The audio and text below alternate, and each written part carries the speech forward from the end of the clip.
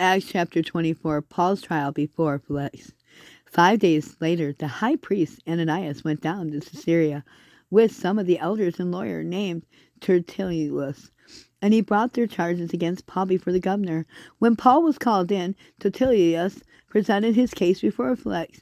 He had enjoyed a long period of peace under you. Your foresight has brought some reforms to this nation, and everywhere and every way, most excellent Felix, we acknowledge that you profound gratitude. That in order not to weary you any further, I would request that you kind enough to hear us briefly. We have found that this man has been a troublemaker, stirring up riots among the Jews all over the world. He's a ringleader of the Nazarene sect, and even tried to desecrate the temple, and so we seized him. By examining him yourself, you'll be able to learn the truth about all these charges we are bringing against him. The other Jews joined in the accusation, asserting these things were true. When the governor motioned for him to speak, Paul replied, I know that for a number of years you have been a judge over this nation, so I'm gladly make my defense. You can easily verify that no more than 12 years ago I went up to Jerusalem to worship. My accusers did not find me arguing with anyone at the temple or stirring up a crowd in the synagogues or anywhere else in the city, and they cannot prove to you the charges they are now making against me. However, I admit that I worship the God of our ancestors as a follower of the way, that which we call such.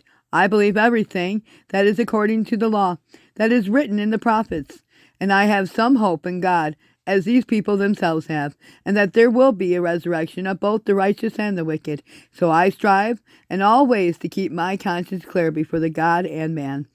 And after absence of several years, I came to Jerusalem to bring my people gifts to the poor and to present offerings. I was ceremonially clean when they found me in the temple courts doing this. There was no crowd with me, nor was I involved in any disturbance. And there are some Jews from the province of Asia who ought to be here before you and bring charges if they have anything against me. Or these who are here would state that a crime that they found in me when I stood there in the Sanhedrin, unless it was the one thing I shouted as I stood in their presence. It was concerning the resurrection of the dead that I'm on trial before you today. Then Felix, who was well acquainted with the way, adjourned the proceedings, and when Lysias, the commander, comes, he said, I will decide your case. He orders the centurion to keep Paul under guard and to give him some freedom and permit some friends to take care of his needs. Several days later, Felix came with his wife, Drusilla, who was Jewish, and he sent for Paul, and he listened to him as he spoke about the faith in Christ Jesus. And as Paul talked about the righteousness, self-control, and judgment to come, Felix was afraid and said, That's enough for now. You may leave. When I find it convenient, I will send for you. And at that time, he was hoping that Paul would offer him a bribe. So he sent for him frequently, and he talked with him.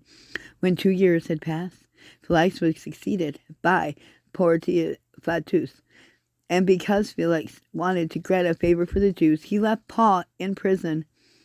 God bless you, and tomorrow I will start off where I left off. Thank you.